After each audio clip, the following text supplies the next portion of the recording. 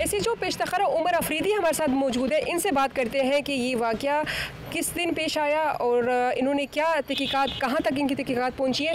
ये बताएंगे सर कि ये कैसे वाक़या पेश आया और आप लोगों को फिर इत्तला मिली पेशतखरा चौक में ये फायरिंग की गई है जिससे एक दूल्हा जो है वो जाँ बाग भी हुआ, क्या कहेंगे आप? बिस्मिल्लाहिर्रहमानिर्रहीम। 15 नवंबर रात 7:30 बजे बदकिस्मत ख़ानदान मोनाल रेस्टोरेंट जा रहे थे। जून ही जो वकुआ उमरगुल चौक पहुँचे तो वहाँ पे एक दो ग्रुप की लड़ाई हो रही थी। तो लड़ाई के दौरान उन्होंने फायर खोल दी।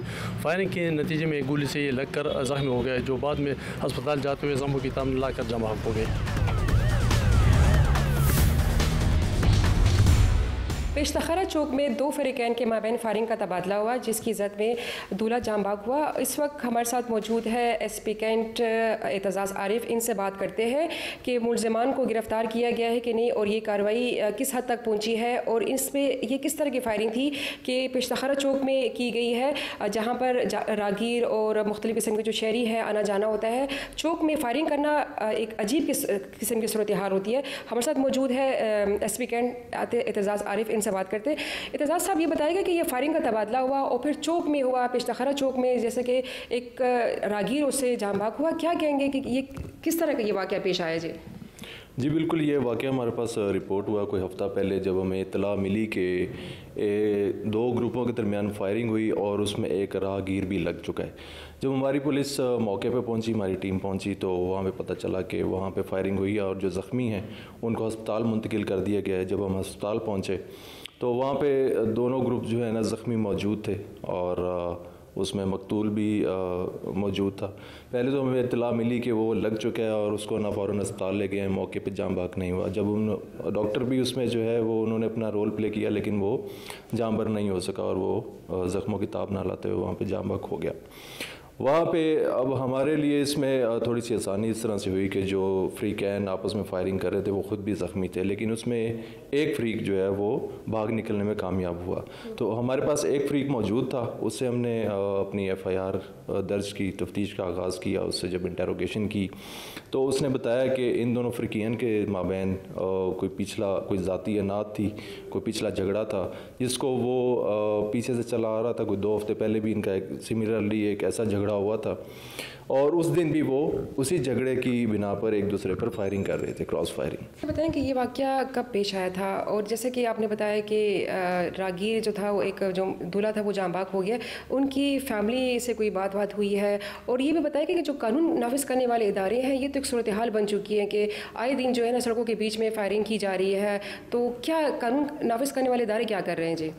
जी बिल्कुल, इसकी रोकथाम के लिए हम जो भी हमारे पास अवेलेबल ऑप्शंस हैं, जो भी स्टेप्स हम ले रहे हैं, हम रेगुलरली इसमें सर्च ऑपरेशंस भी करते हैं गैर कानूनी असले के ख़िलाफ़। जिसके पास भी असला हो उसके ख़िलाफ़ हमारी जो CCPO साहब की पॉलिसी है वो ज़ीरो टॉलरेंस की पॉलिसी है। कोई ऐसा असला नहीं होगा जो अनलाइसेंस्ड हो। लेकिन फिर भी इस तरह के वाक़यात रूनुमा हो जाते हैं, लोग छुपा लेते हैं अपना असला, नहीं बताते कि उन पर लाइसेंस है या नहीं।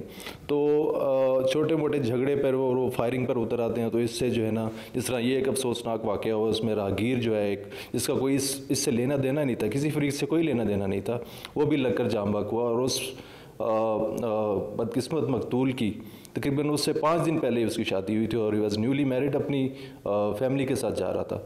तो इसकी रोकथाम के लिए हम लोग नाकाबंदी भी करते हैं, सर्च ऑपरेशन भी करते हैं और हमें कोई ऐसी लोकल इन्फॉर्मेशन मिले कि इस तरह का वाक़या हो रहा है तो फ़ौरन हमारी पुलिस उस पर रिस्पॉन्ड करती है। तो इसमें पुलिस खासा काम कर रही है।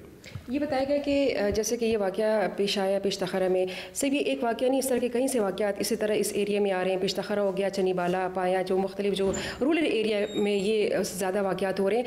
यहाँ पर जो है ना CCTV जो कैमरे हैं वो भी नस्ब नहीं किए गए हैं। जो कातिल है वो बहुत आसानी से फायरिंग करके बहुत आसानी से इन एरिया से, इन इलाकों से फ़रार होने में कामयाब हो जाते हैं। तो क्यों कानून नाफिज करने वाले इदारे ऐसे इलाकों में CCTV कैमरे क्यों नहीं नस्ब कर रहे हैं कि ताकि आसानी से जो मुलज़मान हैं उन तक पहुँच सके? जी बिल्कुल, इसमें हमारे जो स्टेप्स हैं वो हम लोग वहाँ के जो लोकल कम्युनिटी है उनसे कॉन्स्टेंटली राब्ते में रहते हैं। जो मार्केट के सदूर हैं उनसे राब्ते में रहते हैं। जो भी कमर्शियल एक्टिविटी हो रही है, जो कमर्शियल एक्टिविटी कर रहे हैं, उनसे राब्ते में रहते हैं कि वो भी हमारी मदद को आएँ। चूँकि कानून नाफिज करने वाले इदारे हर जगह पे कैमरे नस्ब नहीं कर सकते, लेकिन जो साहिब इख्तियार जो ये कर सकते हैं, उनसे हम राब्ते में रहते हैं कि आप इंश्योर करें कि अपने कैमरे वहाँ पे नस्ब करें। और जो लोग छोटी छोटी बातों पर, झगड़ों पर इस तरह फायरिंग करते हैं, उनके साथ भी हम राब्ते में रहते हैं। हम ये हमेशा चेक करते रहते हैं कि फ़लाँ फैमिली का या फ़लाँ ग्रुप का किसी और ग्रुप के साथ अगर झगड़ा है तो हम उनके ख़िलाफ़ इंसदादी कार्रवाई भी रेगुलरली करते रहते हैं। तो हमारे स्टेप्स तो इन प्लेस हैं, तो फिर भी उसमें जो है ना हमें इस तरह के वाक़यात देखने में मिलते हैं। उनकी रोकथाम के लिए पुलिस पूरा काम कर रही है।